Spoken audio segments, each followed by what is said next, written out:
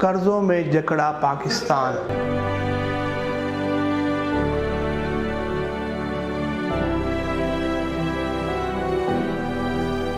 معیشت بدحال۔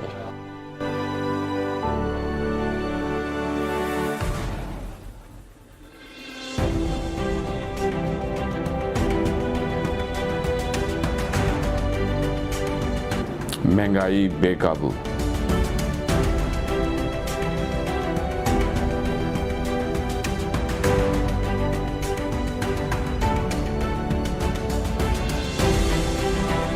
بے روزگار مایوس نوجوان۔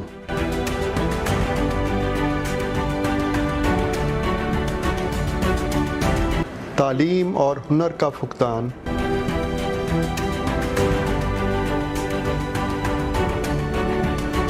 معاشرت زوال پذیر۔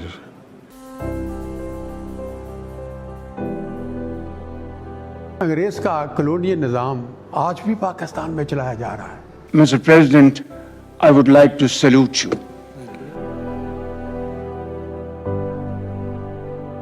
سیاسی انتشار۔ مفاد پرست قیادت۔ کمزور ادارے۔ کیا اس بحران سے نکلنے کا کوئی حل ہے؟ کیا پاکستان میں نئی قیادت کا باب کھل سکتا ہے؟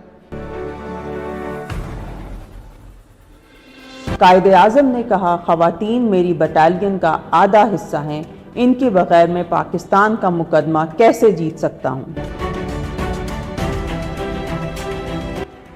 مسلمانوں کے محسن سر سید احمد خان نے فکری، سیاسی، تعلیمی انقلاب کی بنیاد رکھی۔ اسی طرز پر علی گڑھ انسٹیٹیوٹ کا مقصد ورکنگ اور مڈل کلاس سے نوجوانوں پر مبنی ایک مخلص قیادت تیار کرنا ہے۔ ذاتی مفاد سے بے نیاز۔ شخصیت پرستی سے ماورا۔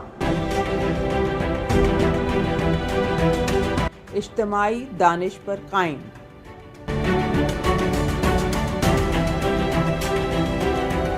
یہ وقت مسیحا کے انتظار کا نہیں، خود قیادت سنبھالنے کا ہے۔ نیا عزم، نیا ویژن، خوشحال پاکستان۔ میرے محبوب وطن تجھ پہ اگر چاہو نثار،